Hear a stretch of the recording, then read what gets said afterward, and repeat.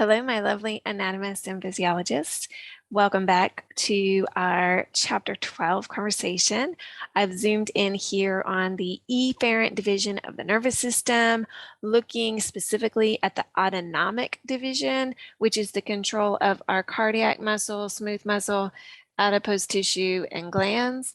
You know, things that I like to just kind of simplify in my mind and think about, oh, these are my guts, these are my organs, right?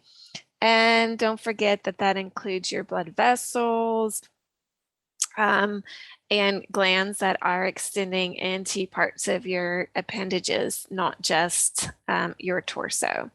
Now, we talked about the autonomic nervous system. We said we could think about it as automatic because it is sort of this unconscious control of these structures of the body. And then we said you could divide the autonomic really. Most often we think about it dividing up into two categories, which is the sympathetic division and parasympathetic division. And you should really consider these to be opposites. Remember, nervous system is controlling these tissues of your body. Nervous system is regulating homeostasis. And so that means like if you increase heart rate, you have to have a way of decreasing heart rate. If you increase your respiration, you have to have a way of decreasing your respiration. And so these two divisions pair together to take care of like the top half of your negative feedback loop or the bottom half of your negative feedback loop, right? If we think about the negative feedback loop as a figure eight. In the case of the sympathetic division, we often think about this as increasing metabolism. Although, you know, that's not universally true. That's just a pretty good understanding at this point. And then we also think about the sympathetic division as controlling our fight, flight, or freeze response.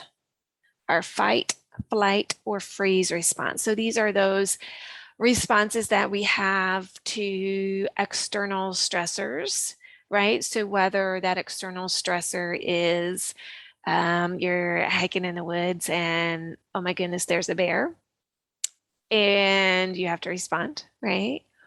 Or you're taking anatomy and physiology and the exam is right around the corner, right? So that's a stressor for us in our modern lives, right? Or the stressors of I have financial scarcity. I don't have enough money to pay my bills, or I have food insecurity. I don't know where my next meal is coming from, right? These are all going to be stressors that can activate our sympathetic fight, flight, or freeze response. It's important as we think about these to we like to take them into the extreme because it does help us, number one, understand how our bodies work. And that can really help us to understand how we're feeling, right? So it can help us understand what it means to be human when we understand how our bodies work. Also, taking it to kind of these extreme levels, make really good stories, right? And so then we can then go backwards from that and apply it to, oh, it's not like a major stress, but I'm a little bit late to class, and so I need to just like increase my physical pace.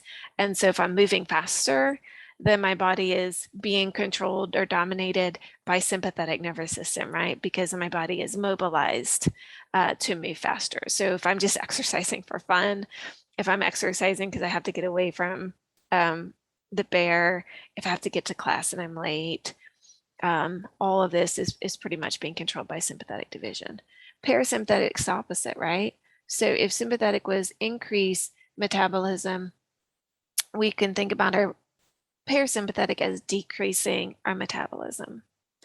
If we think about our sympathetic as our kind of stress response, fight, flight, or freeze, the parasympathetic is the relaxing response. So a lot of people use the phrase rest and digest. This is like the celebration after you've survived the bear, right? So You take a breath, you're enjoying the moment, you eat some good food, you're relaxing. This is also controlling our reproductive system. So sometimes I like to add in rest and digest and, have sex, right? So we might want to include that in here as well. Notice over here in white, I have enteric nervous system. And enteric nervous system is abbreviated ENS.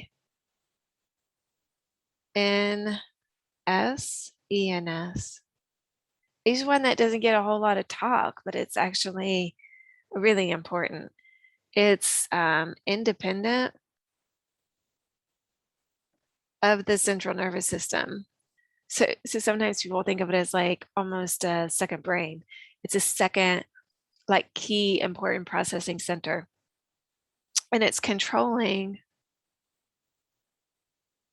the digestive tract. So the term enteric is talking about the gastrointestinal tract. So the enteric nervous system is quite literally controlling your guts, your stomach, coordinating the activities of your small and your large intestine. And so we'll really hit that a little bit harder when we do get into the digestive system. Okay, that's it for now. Stay tuned for next video. And as always, take care of yourselves and each other.